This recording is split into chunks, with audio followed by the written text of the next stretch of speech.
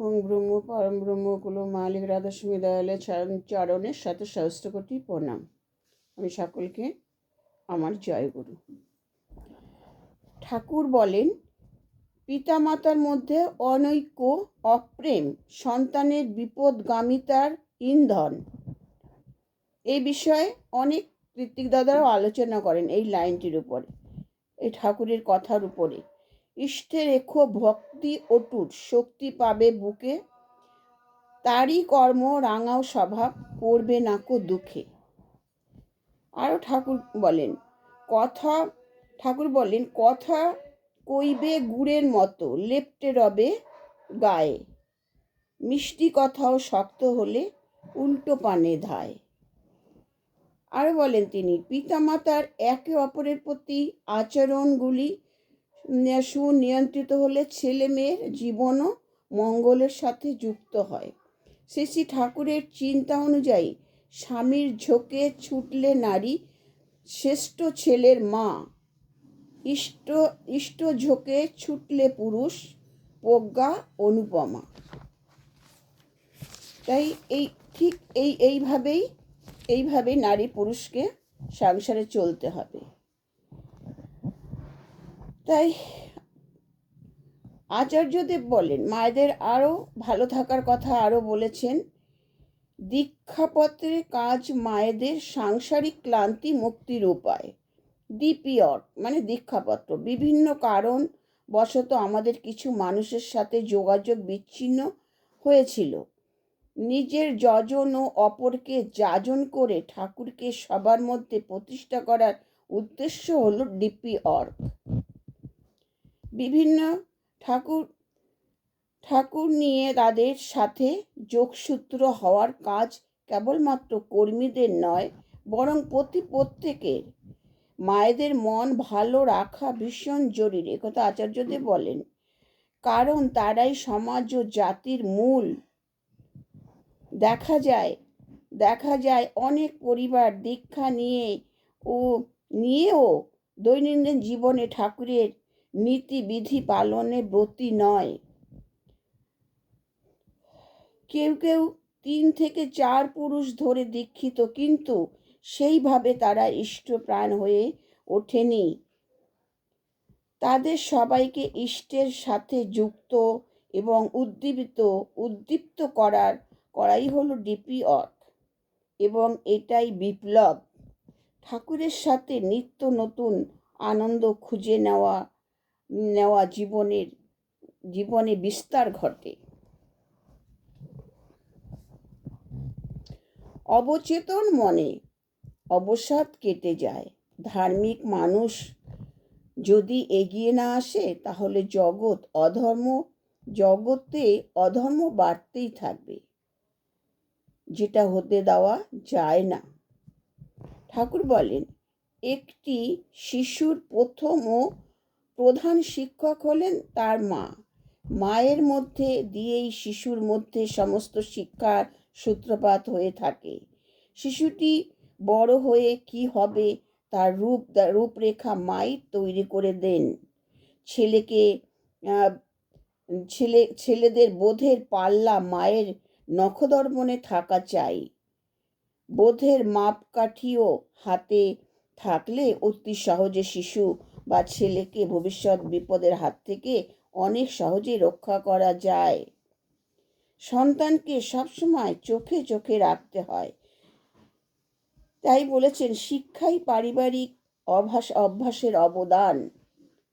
এই বিষয়ে আলোচনায় তিনি বলেন, প্রকৃত শিক্ষা আমাদের বিনীত হতে শেখায়। শিক্ষার গোড়াতেই রয়েছে শ্রদ্ধা, বোধ, বিনয়, সুসন্দীপনী। শিক্ষার সূচনা হয় পারিবারিক পরিসরে। তাই শ্রী শ্রী ঠাকুরের দৃষ্টিতে পারিবারিক শিক্ষাই হলো আদি শিক্ষা, যা স্বভাব চরিত্রকে নিয়ন্ত্রণ করে। পারিবারিক শিক্ষাই জীবনকে সুবিনয়িত করে তোলে। শ্রী শ্রী ঠাকুর বলেন, আধো কথার সময় থেকেই করিয়ে অভ্যাসগুলো সন্তানের মধ্যে সহজাত করে তুলতে হয়। এই সময় থেকেই শিশুদের মধ্যে শ্রদ্ধার ভাব জাগিয়ে দিতে হয়। শ্রী শ্রী ঠাকুর বলেন, শিক্ষা শিক্ষা বৈশিষ্ট্য পূরণী হওয়া প্রয়োজন। 5 থেকে 7 বছরের মধ্যে একটি শিশুর মৌলিক শিক্ষার বিস্তার সর্বাধিক হয়। ছেলে মেয়ের সামনে পরনিন্দা পরচর্চা যত না করা যায় ততই ভালো।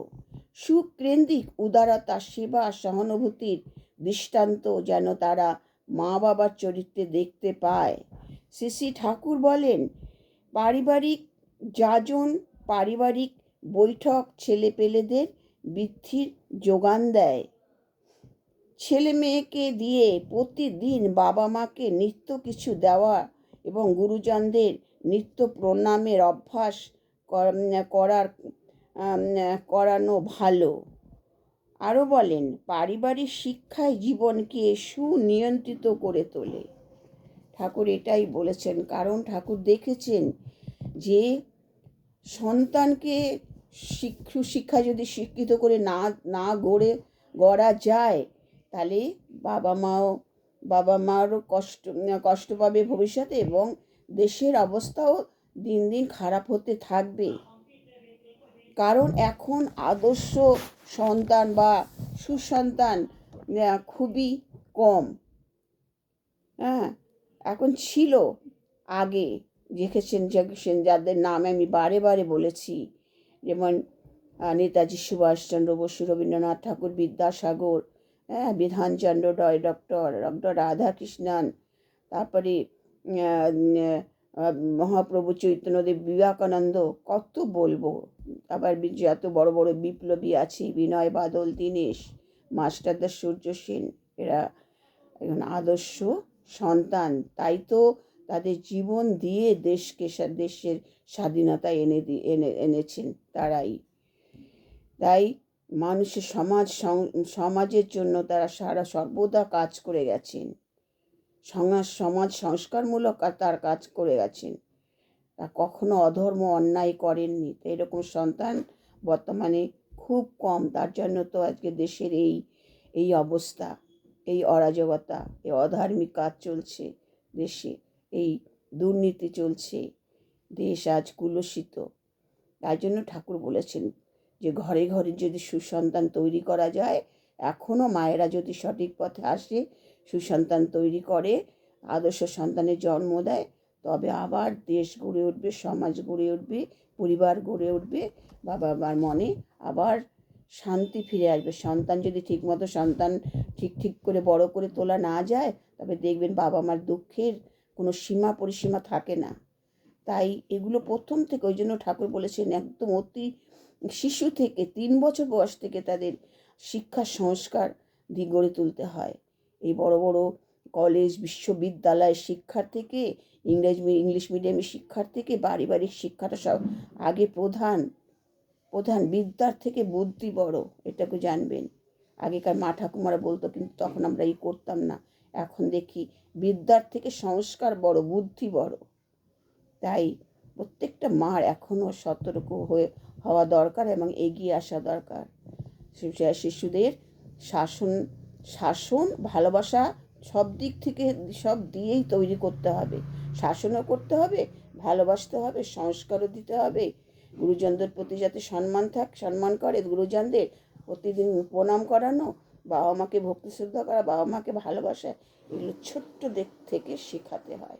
একটা শিশু জানবেন একটা মাটির ডেলা, সেটাকে আপনি যেভাবে গড়ে তুলবেন ছোট থেকে, সেইভাবে সে গড়ে উঠবে।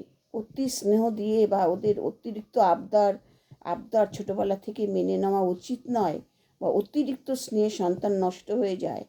তাই মায়েরা এখনো জাগুন। আর সব থেকে পরিবারের সকলের ভালোবাসা একটা শিশুর উপর দরকার। আরও আমি বলবো যে মায়েরা ফোন থেকে শিশুকে দূরে রাখুন। তাদের মধ্যে খেলাধুলার ইটাকে জাগিয়ে দিন। তাদের খেলাধুলার মধ্যে রাখুন, ব্যায়াম মধ্যে রাখুন, শরীরচর্চার মধ্যে ছোট্ট থেকে তাদের করুন, যাতে ক্যারাটের বা যে কোনো ফুটবল খেলার মধ্যে তাদের তাদের করে দিন, চালিয়ে দিন। কারণ ঘরে বসে মোবাইল না দিয়ে তার ভবিষ্যৎ এইভাবে খারাপ না করে তাদের সঠিক পথে সুশিক্ষা দিয়ে তৈরি করুন। এটা মায়েদের কাছে আমার আমার আবদার, এটা ঠাকুরেরও ইচ্ছা। ঠাকুরও তাই বলে গেছেন, শ্রী ঠাকুর অনুকূল চন্দ্র। জয় গুরু। আমার যদি এই আলোচনা ভালো লাগে তাহলে একটু লাইক শেয়ার করবেন, লোকের কাছে শেয়ার করে দেবেন। সকলের মঙ্গল কামনা করি। জয় গুরু।